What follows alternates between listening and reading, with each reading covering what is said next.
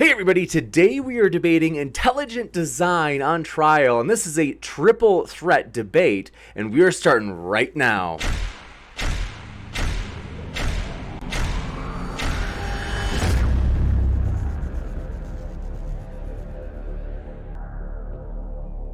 Ladies and gentlemen, thrilled to have you here for another epic debate, as this is going to be a fun one, folks. We haven't had a triple threat debate in a while, but I can tell you these are really fun. So basically anything goes. So these guys, they might tag team, like they might, in other words, tag team up against the other guy, or it might be more like sometimes we'll have kind of somebody's like, well, I kind of sympathize with that argument. I don't know if this objection against that argument is actually very good, even if I don't agree with the conclusion of the argument. So anything goes, no holds barred, and it is on intelligent design. So this is going to be a lot of fun.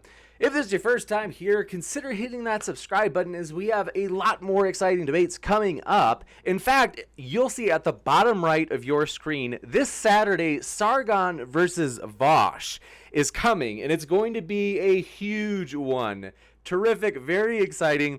These guys are going to be debating immigration, capitalism and socialism, as well as transgenderism. So it's going to be wild. Want to let you know, for our guests today, who we are honored to have with us, their links are in the description. So if you're listening and you're like, I like that, that feels good, you can find more of their content at those links down in the description. It's like that little description box just down there. So, but very excited to have these guys here. So Mac, can you, like, I'm waving up at you. Can you? I know. So I'm waving upward. I forgot Matt can't see me right now. That's embarrassing. I was trying to do the old like Brady Bunch thing, you know, when they would like. I see ya. Okay. So anyway, we are stoked, folks. This is going to be a lot of fun. I want to introduce these guys, and then we'll jump right into it. It's like really flexible opening statements, to the point where if they don't really want to do opening statements, they want to jump into discussion right away, they can say, I'll pass on the opening. I just want to go into the discussion.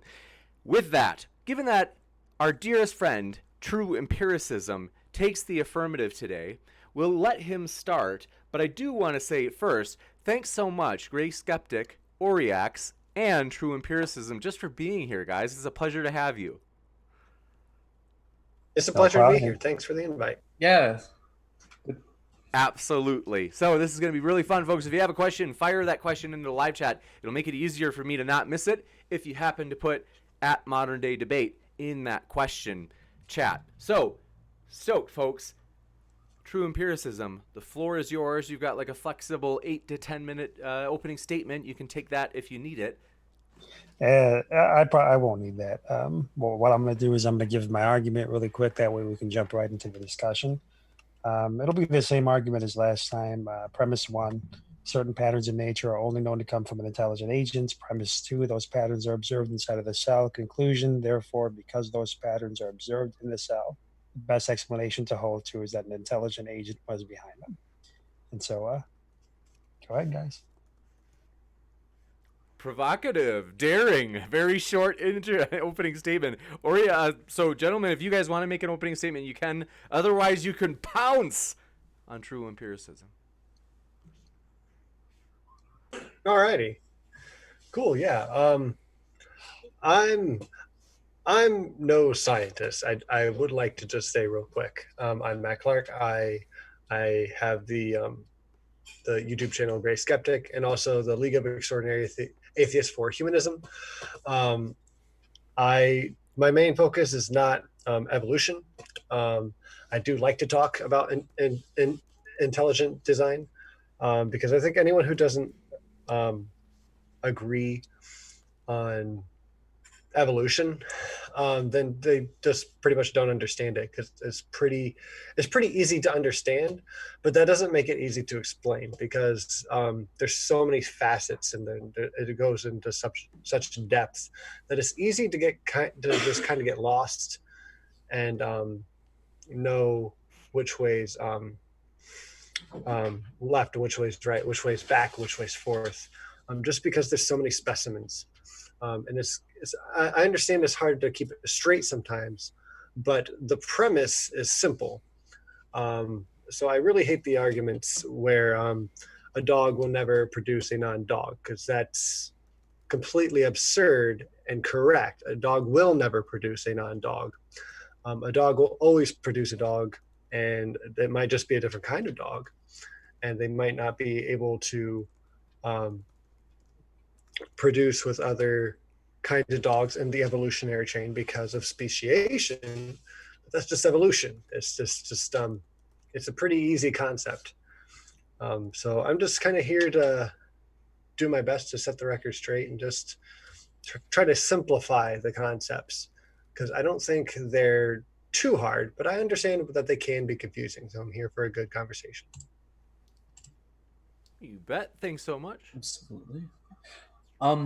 So I am Oriax. I am a Kemetic pagan, so I believe in the Egyptian pantheon, and I have a YouTube channel as below, where I will talk about the paganism in general, that sort of thing. But I'm here because, regardless of religion, you can take a stance such as this, where I believe in evolution, and divorce that from the whole religion concept and all this. You don't need religion. You can believe in science in this case, especially with this, where it's demonstratable, and that you can you can more prove that evolution is, by the scientific standard, it is very much something that we can go and observe and see, and see that for life especially there is no need for a creator in this aspect.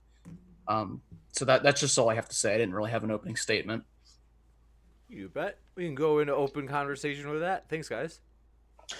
Okay, so what about evolution do you guys believe makes an intelligent designer unnecessary? Just the fact that it can happen. That I mean, you could say it however you want. We can use the term evolution, that I agree with, like largely, or just like breeding, like different breeds of dog. They breed. You can breed them to be smaller and cuter and furrier. And somewhere down the line, it tends to happen with certain species that you can't go back so far and reproduce with different kinds of, we'll say again, dogs. But you've had this with rabbits and also insects. You'll see speciation occur, and that's like the simple part. Just the fact that it can happen, and you can get variations within a species or through speciation. You get a ton of variety just naturally in nature. So that, along with like astronomy and just how star formation works, if you want to go back that far too, we can. It just, I don't really see a need for a god at all. It is not the defining thing that makes me not believe in a god, but I really don't see a need for one in that argument. I think we have enough evidence showing how evolution works, that he just doesn't really need to be part of this kind of conversation. Well, there's a couple of things to note here. I actually bred wolves and wolf dog hybrid since I was very young. Canadian gray wolves, timber wolves, tundra shepherds, Akita, Siberian huskies, Malamutes. I've trained them. The differences between wolves and dogs is less than 0.2% of the same DNA, and it's very minuscule. The differences between what you see between even coyotes, wolves, and dogs, it's just very minuscule. But I would say that if you're going to believe that the continuation of those changes, where you are suspecting that we had diverged from some sort of common ancestor, you just as an example before, chimpanzees and humans, we supposedly diverged from a common ancestor a long time ago. You're no longer dealing with those similarities in genes. You're dealing with a difference of about 48 to 58 million nucleotides. And so the similarities in between these different species, that doesn't really say anything to myself. The question that I would have to ask is, how do you account for those differences? And when you're talking about speciation events, there's a lot of speciation events that happen.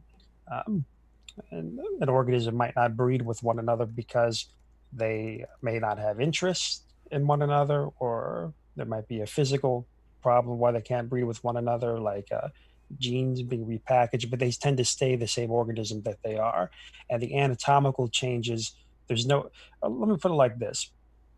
This is the example that I typically bring up as to what my problem is with evolutionary theory. Okay. There are a lot of mechanisms posited: horizontal gene transfer, vertical gene transfer, gene duplication, mutation, you name it. But none of the mechanisms of evolution, it seems like in any article that I've looked through, or with any person that I've spoken to about the topic, seem to be able to show that any of the mechanisms have been tested to show how these anatomical features can arise. And so when you're talking about speciation events, or you're talking about differences between dogs and variation, it doesn't answer the question. It stays in the confines of variation.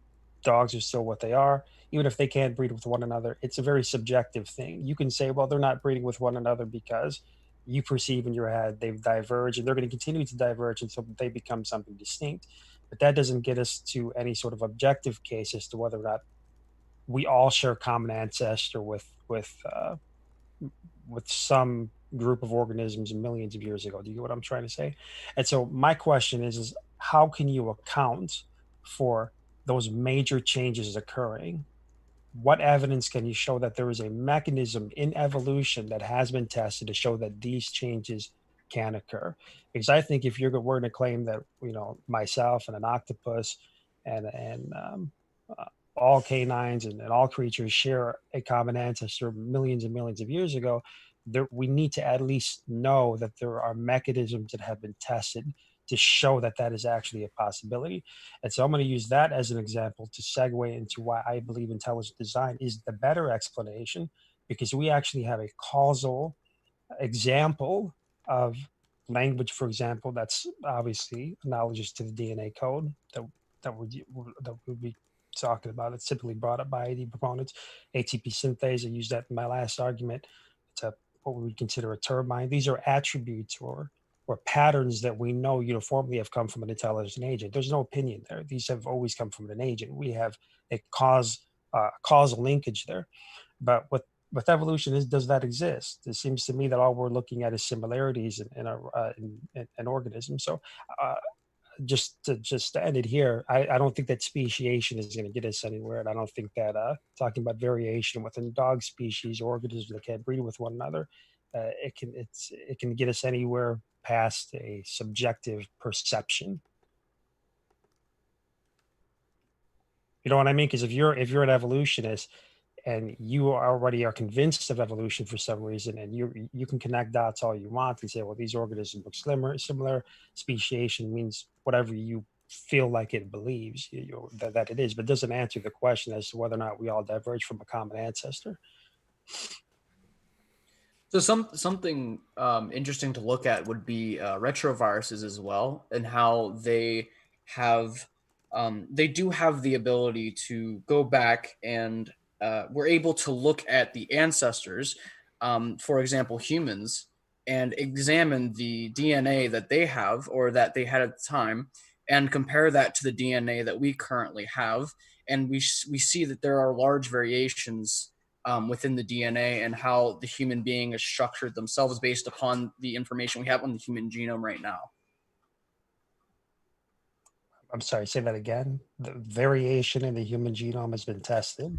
Yeah, so because we have two variations of the human genome, one from a retrovirus and another one from our current understanding of the human genome as we understand humans right now, you can compare the two and see major differences and mutations and the like of that. So I don't know what I'm supposed to do with that. I mean, we do know that there's variation in endogenous retroviruses. We've compared our genes with chimpanzees, and I believe there's some mismatched data there because gorillas seem to have some closer relation in the endogenous retrovirus segments as well, I believe.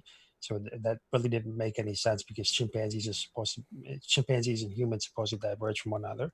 But the whole endogenous retrovirus topic and variation within humans. I mean, it is like, again, it doesn't really answer the question.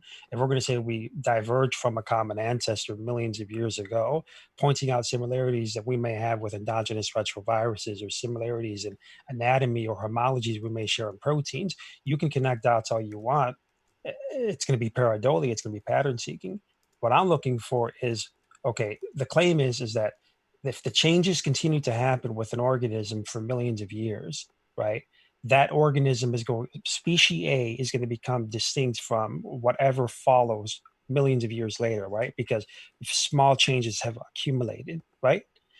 And so it'll, A so lot you're of dealing with times, the not difference. always, but yes. Well, so you're dealing with the differences. And that's why I brought up the chimpanzees and humans. Everybody points out 96, 97% of the same DNA, but it's the differences that are important, because it's the differences that evolution is assumed will happen if you allow the changes to continue over and over and over again. And so how do we account for that? Are there articles that actually show mechanisms are being tested to account for those changes? Right, because we can talk about variation all day long, but and I can get, you can perceive that, but if I look at variation, I mean, it's not going to do anything for me in an objective point of view. Do you get what I'm saying? If you already believe evolution is true, and you're going to look at variation, endogenous retroviruses or homologies or similarities, I can get it how you can perceive that. You can connect dots, but if we're talking about science, science needs testable mechanisms. And if the mechanisms of evolution haven't been tested to show that this is actually a possibility, then how can we say that it's actually a legitimate scientific theory then? So there are different branches of like the study of evolution. One of my favorites is phylogeny. And this is something that Aron Ra knows very, very well, because he has the phylogeny explorer project. And I'm on his website right now because it really breaks down evolution in a digestible way, to where you can see how smaller, closer to like single-celled ancestors just evolve through the lines, and how things evolve to other things but are still the previous things. Like, we're all eukaryotes, right? And again, I'm no scientist myself. Evolution is not my main field of hobby, even. But phylogeny is my answer, because it is just a family tree.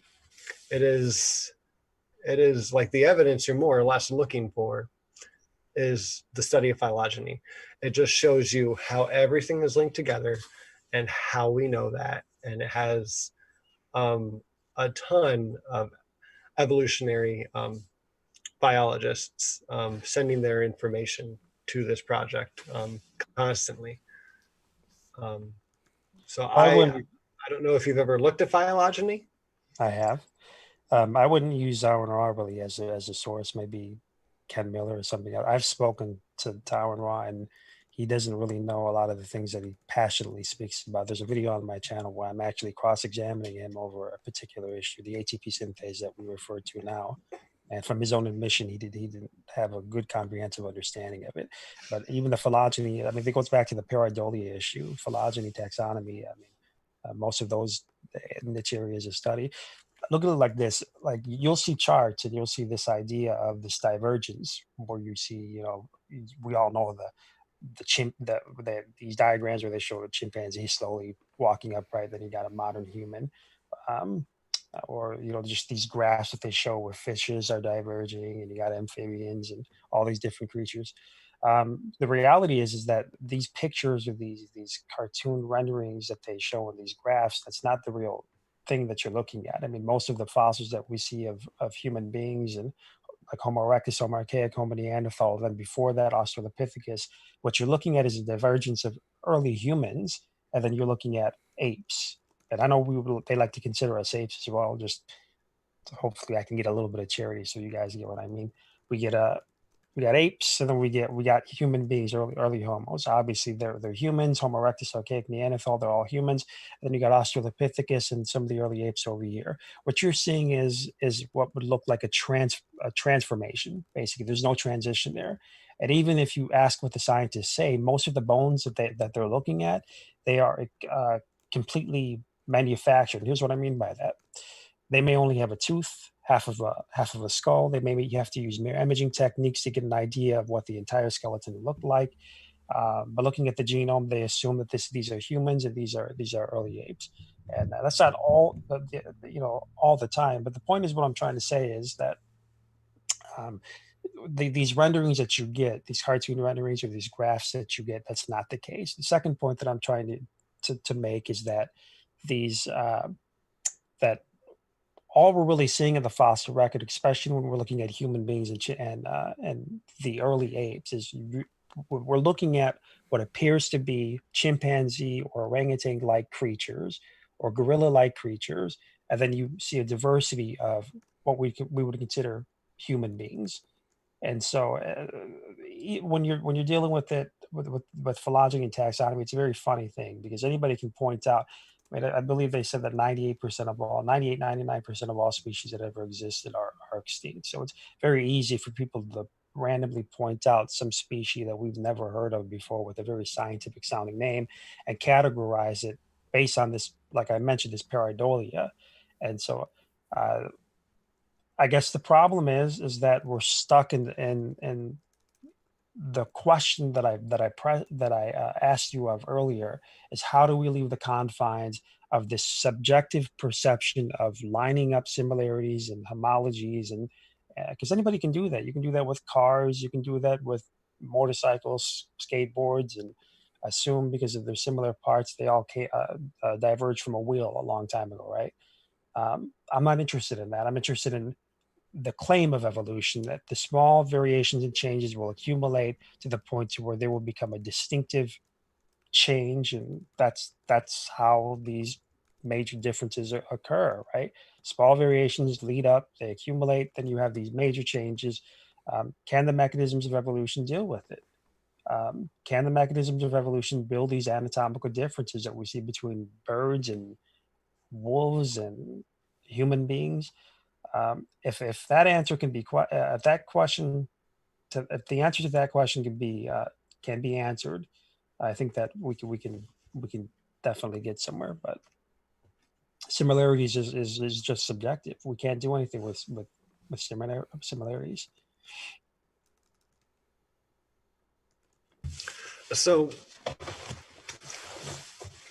um, what part of birds do you have an issue with? Like, do you have an issue with finches and chickens being related at all, or are you not convinced that um, velociraptors had feathers, or what's No. I'm not trying to get where's into the any of that. disconnect All for? I'm trying to say, all I'm trying to say is this: like I can grant you that velociraptors had feathers. It wouldn't matter to me. It could have been a creature that had feathers that looked reptilian or like a dinosaur with feathers. But we know that there's all sorts of bizarre creatures on this planet that have been alive and that are extinct and exist now today. It doesn't really matter to me if there's a bizarre creature like that exists. You can do whatever you want with that. But when I look at the fossil record, we'll stay on this issue of phylogeny. The reality is that this idea that people have of there's a gradual changes that have happened throughout the fossil record is not true.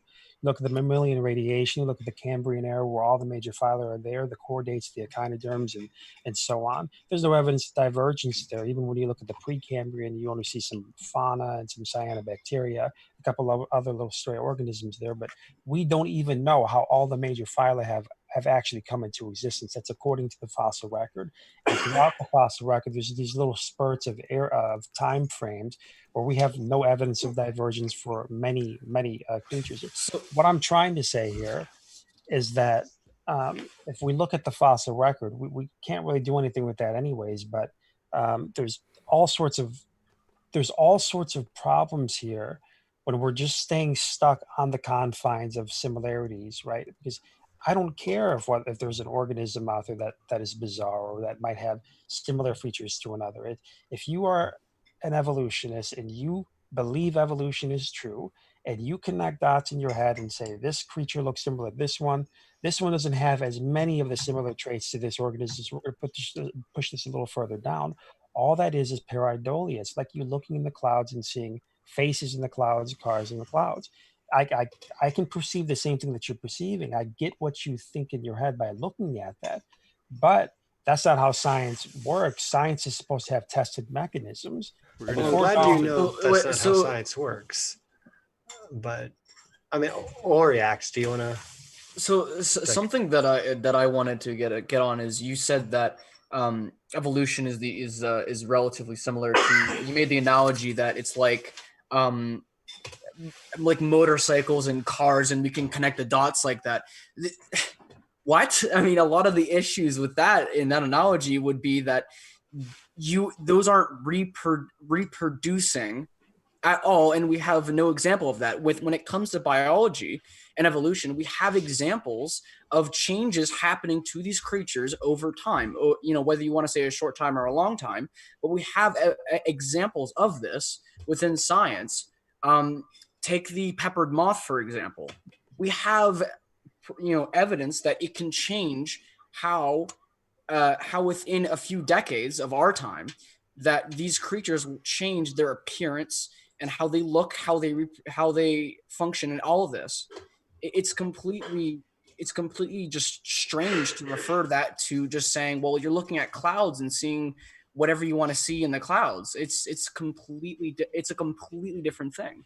Well, that's actually not true at all. What you mentioned was variation, and I have no problem with changes happening and taking place, like the MCA1R mutation that allows for pale skin and red hair. That mutation that actually happened, it developed a new trait. With that trait, you know what it ended up doing? It caused people to be more prone to cancers.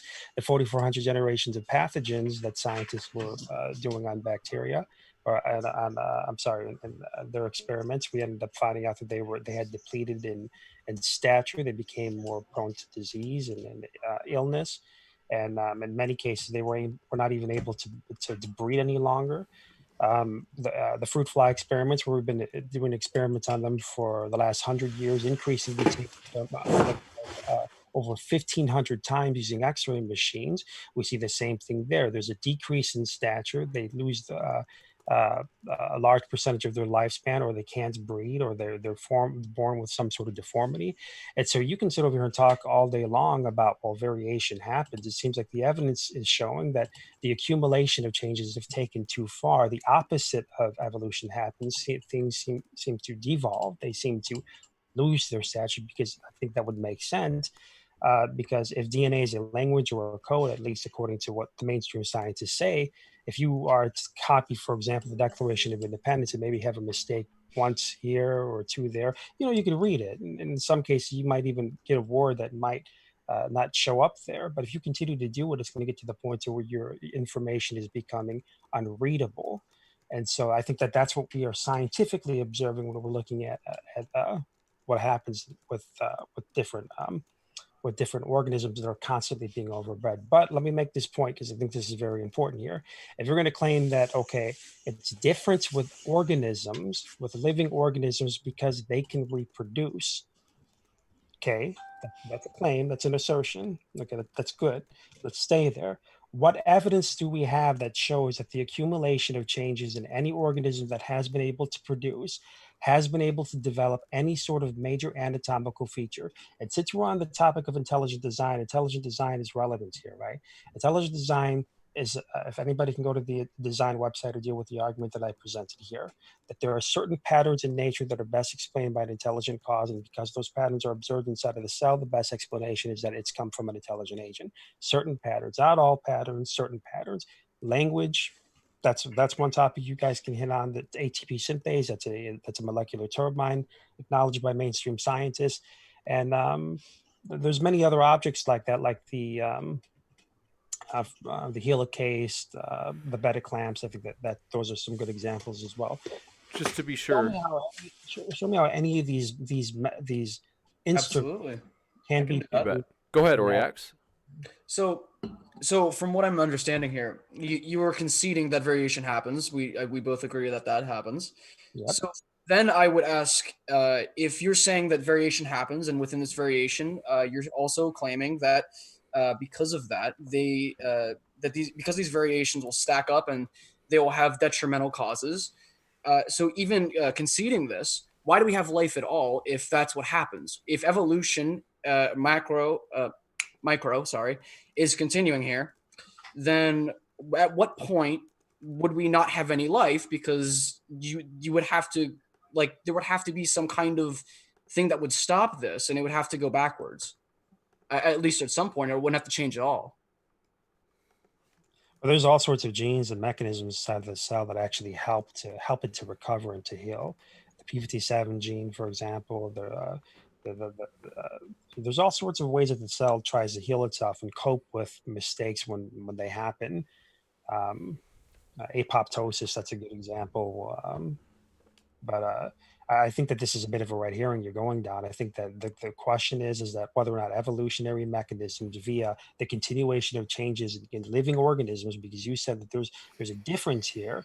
Living organisms, they can reproduce. Okay, well, yeah, I agree with you. They can reproduce after whatever organism that has reproduced. They will continue to be that organism that is reproduced. That's there's no problem there. But once you start, there's a different claim here that we're smuggling in. Well, it's different with evolution because when they reproduce, they don't just reproduce after their own kind. And I'm not trying to get into the issue of kinds or species because I'm not a young Earth creationist. But a dog, wolves, coyotes, birds, whatever, they will continue to be that organism when they reproduce. You're claiming that, well, no, it's different here because somehow there's this Plato effect that if it continues to happen, there's going to be something else that's going to emerge through millions of years. Okay, that's an assertion. That's a claim. How do you prove that claim?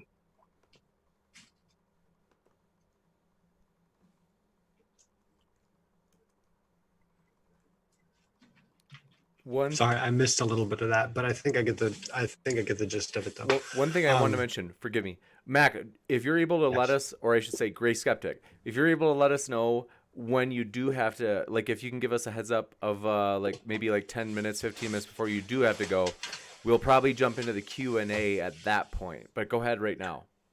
Okay, gotcha. I have about 15 or 20 minutes now, so you know. I think what we'll do is, forgive me, Gray, for cutting it again. So sorry. No, that's okay. What we'll do is I'll give you a chance to respond, and then, or yes, if you have like a pressing issue that you definitely want to get in, we can let you jump in with a pithy response as well, and then we'll probably go to Q&A after that. Given that we let true empiricism start, we'll let the opposition end, if that works for you guys.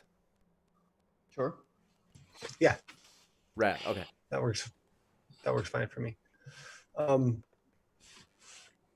So really, this is kind of at the premise of your thoughts here. I don't agree with the assertion that we just have the assertion of, hey, this looks like this looks like this, let's line it up and draw a picture. Because, well, that's just a picture. That's not the real thing. Because, of course, yes, these are artistic takes on how we know to line things up because of bone structure, because of DNA, because of location and migration. Like, we don't do it just because, like, oh, this one kind of looks like this one kind of looks like this one. It's not just guesswork like phylogeny and just how we line things up in evolution. That's just not how it's done. That's not how science is done. And you know that. You've said that. That's not how science is done. But that's not how we science. We don't just take guesses. We don't just go by visuals. We a lot of fossils are found actually by migration patterns. We can determine where missing links in quotations are because we know how species moved, and we know different Earth ages, like ice ages and stuff. So we know a lot about migration. We can determine where things may have went. We go there, we find it. It's a different variation of maybe the same species or from that same evolutionary line. And it's really interesting that we can do that, because it's not just guesswork. It's science. We use different things to find this evidence that then supports what we were looking for, these missing links. So, Oriax, if you want to bounce off of that, Sure. or anything else. Sorry. I just want to state that just because there are two hypotheses, just because one explains a phenomenon doesn't mean it sound or falsifies the other hypothesis. So the other thing to keep in mind is when we're talking about a scientific theory, models of this theory work because it is predictive. And the other thing would be, if the other side is not a predictive model, then why should I take it over evolution? I think that's what I'll end on there. You bet. Well, there's been a lot of predictions of evolution that's actually failed, though. Hold on one sec. Just to forgive me, because Gray Skeptic let me know that he has got to leave a little bit early. So I think we'll probably go to Q&A. So sorry to do that to you, True Empiricism. I know you've got a round in the chamber ready to fire out, but just because we want to be able to ask any questions toward Gray Skeptic before he does have to leave. Yesterday was really awkward where Kent Hovind, he likes short debate times, and so he left before we got to read all the questions, and it was like, I hate when that happens. But and not that, nothing against you, Gray Skeptic. So sorry. It's just that I love to get to ask the people while they're here. So thanks so much, Stephen C. And thanks for your sick super chat. He said 4 days since I've seen James. I'm in heavy withdrawal. Nasty guy, just like his sister. Stupid whore energy. Thanks, Stephen C. And for your other super chat, who said over under number people thinking of speciating with modern day debate. That's disgusting. Okay, Brian Stevens, thanks for your Patreon question. He said, has true empiricism looked into genetic algorithms which mimic biological evolution and achieve complex goals completely through randomness? Yes, I have. And usually what they have to do is they got to set the thing in motion for it to start in any way being creative to begin with. So I think it's all in the underlying program before they kick things off. So it doesn't work. There's actually a lot of examples out there of why that fails. It's too much for me to get into here now. But people who are listening, just go ahead and you can probably find the information very easily if you just Google it. Gotcha. But yeah, I've looked into it. You got it. Vic Ramsey, thanks for your question. They asked, question for the ID person. His name is on the screen. For the ID person, before you can discover intelligent design, don't you need to have a designer? If no designer is discovered, then isn't ID presupposing a conclusion without evidence? No, I mean, the creation is what indicates a creator. And so if you follow the line of reasoning that I gave out in my argument, then it would logically follow that there is a creator. And so if you're finding it, it's just based on our uniform experience. If you're finding objects that are only known to come from an intelligent agent, and they're observed inside of the cell, what do you think the best inference is? I mean, let me put it like this. I mean, I think the best way for people to understand how an abductive type of perception should be, imagine if you had this is basically how it goes. Imagine if you were sick, you had a cold or a flu. Maybe you don't know that you have a cold or a flu, but based on the symptoms, you infer that you have a cold or a flu.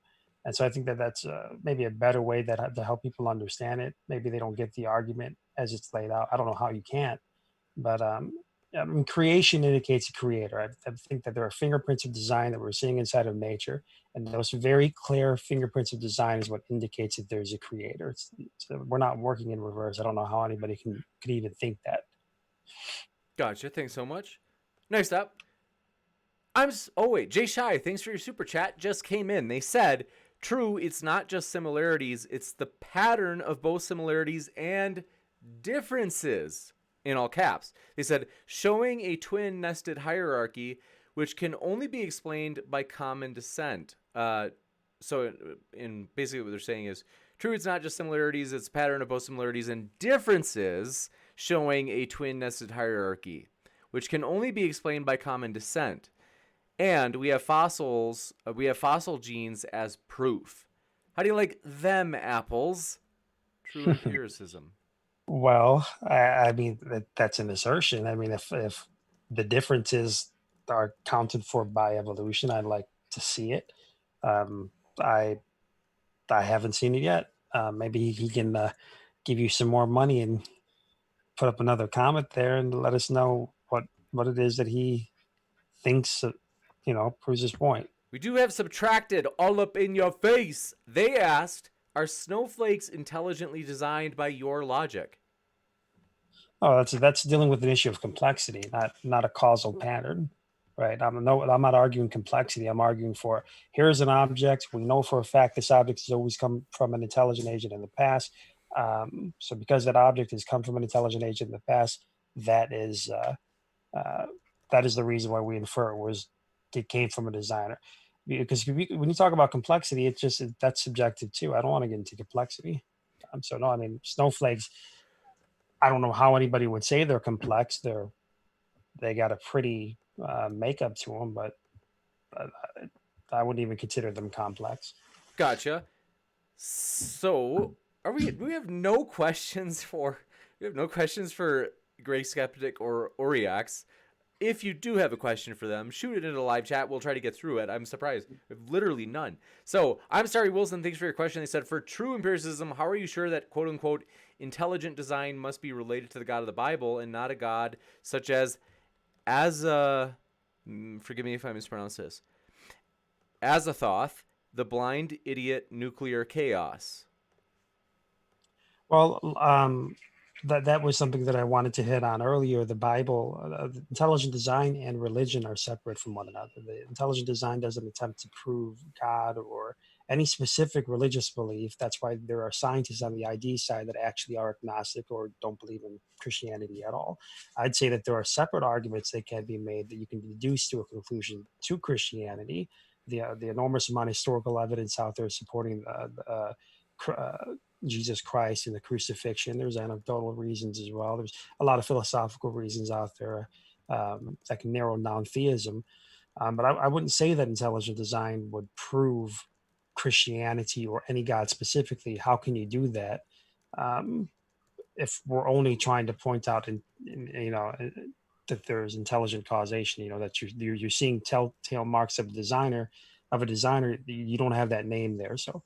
I don't think that scientifically speaking, you can really prove any God just specifically by talking about intelligent design. I think it's just a very neutral position to take. Gotcha. Brian Stevens does have a question for Gray Skeptic and Oriax. What evidence would increase your belief in creationism?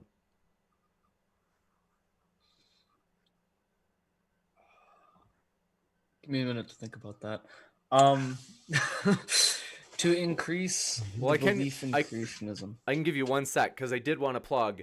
Tomorrow, Jim Majors will be debating his father, Darth Dawkins, or now as he goes by, Duncan Atheism. Do want to mention that to you in case you had not heard about that. Tomorrow is going to be a barn burner as Jim Majors confronts his father on video. So really exciting. And but go ahead. So I'll let you answer the question. Thank you.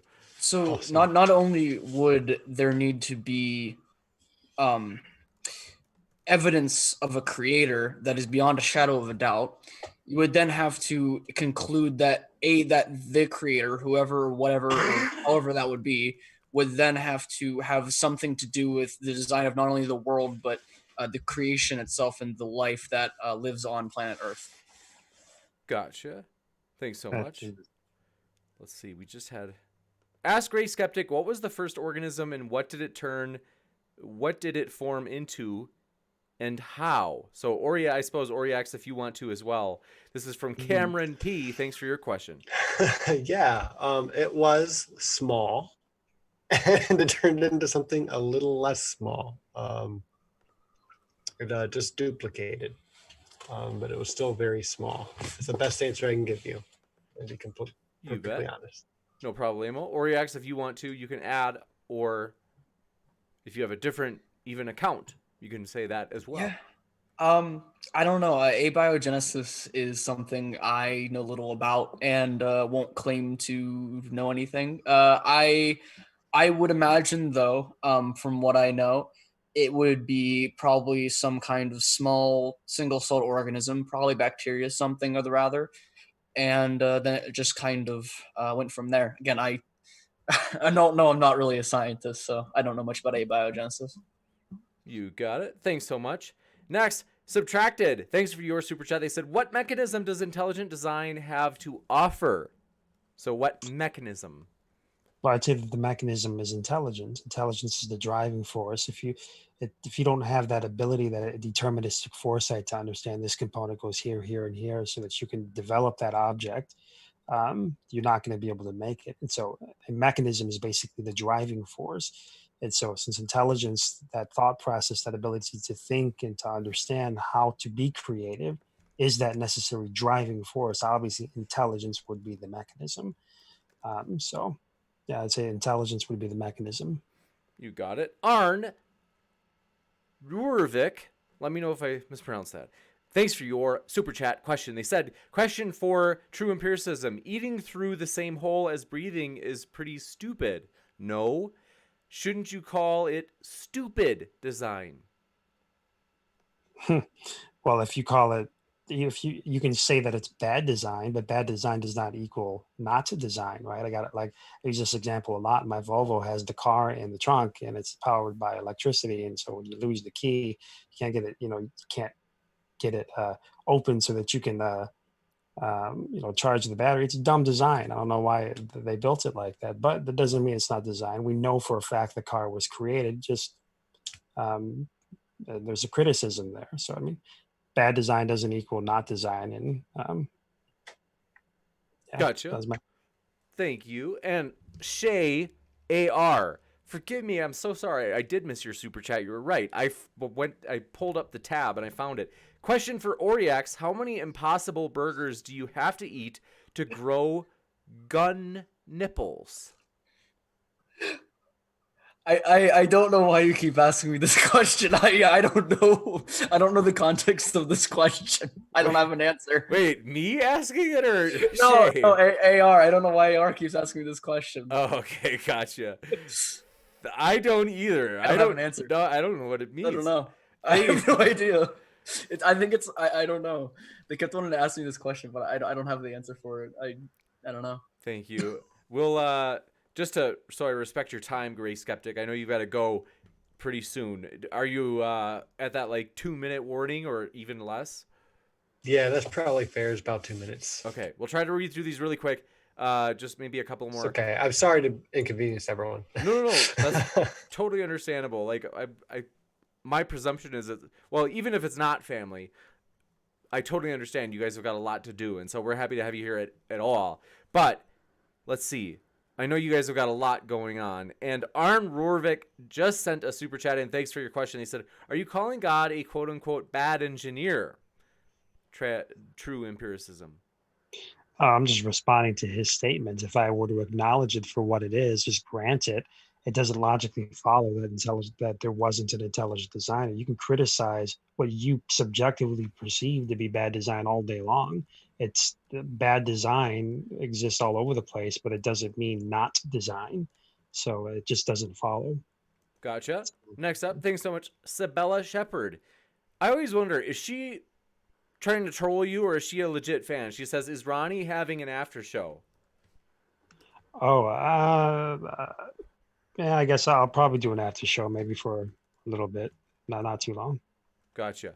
I only ask because they use your real name, so I'm like letting it out. Okay, next up, we'll try to do one more. So let's see. Emotionally stunted emoticon. Thanks for your question. They said, for TE, what does he mean by quote-unquote new anatomical features when evolution works primarily by modifying existing features?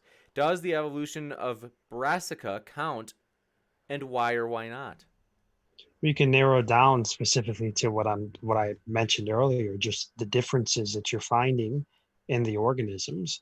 I don't care about the similarities. Those differences is what would be a new feature in relation to what the ancestors were, right? I mean, if we're humans, for example, we were to continue to breed, and then somehow millions of years in the future we gave birth to some sort of organism arise that was distinctly different than what we are. Whatever made it distinctly different, according to evolutionists, was the end result of accumulated changes producing new information to build whatever new traits that organism had. And so you can just narrow down what I mean by new feature to the differences that we're finding in organisms. So that's what I mean by that, those differences. Or if you want to claim that something new can arise, a new feature can arise of some sort, I'd be willing to entertain that. But that's what I mean. I'm talking about the differences. How can we account for those differences? Gotcha. Vibrant Brantley has one for you, Gray Skeptic. If you gotta go, it's okay. But if I can ask this one for you, Gray, since it's specifically go for for you. it. Thanks for your Yeah. question, Vibrant Brantley. They said, what would you think if you came across a watchmaker dead on a beach? It's undeniable that watchmaker had to be designed. What are your thoughts about that statement? Ooh,